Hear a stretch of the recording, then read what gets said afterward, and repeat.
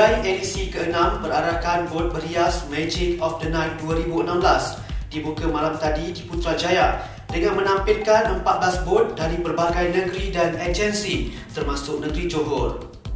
Berlangsung di pesisiran Tasik Putrajaya di Tanjung Floria, orang ramai berpeluang untuk menyaksikan bot yang dihias dengan ikon pelancongan Malaysia dalam suasana retro.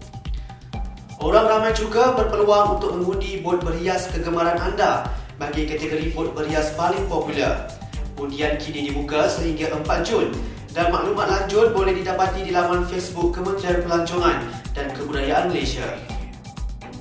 Sepasang suami isteri ditahan polis kerana memiliki dadah dalam serbuan di sebuah rumah di Endau, Kelmarin. Ketua Polis Daerah Mersing Diputi Superintenden M. Kumar berkata, siasatan awal mendapati kedua-dua suspek adalah pengedar dadah aktif di sekitar kawasan berkenaan.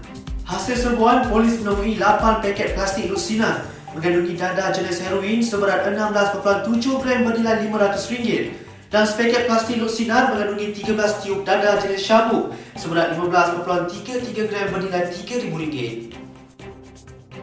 Seramai 17 nelayan warga Vietnam yang sedang menangkap ikan menggunakan pukat tunda ditahan dalam perairan Tanjung Sedeli kira-kira 17.3 batu nautika dari Tanjung Kelisa, Kota Tinggi.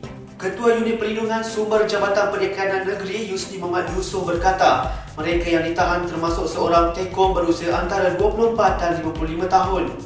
Sebuah bot yang digunakan untuk aktiviti itu dan 1,500 kilogram ikan pelbagai jenis dianggarkan bernilai RM3,500 turut dirampas.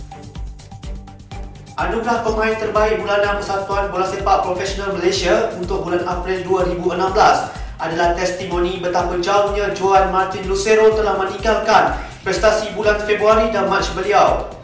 Sebaliknya, dalam tempoh tersebut, beliau sedang mengambil masa untuk menyesuaikan diri dengan Johor Darul Takzim.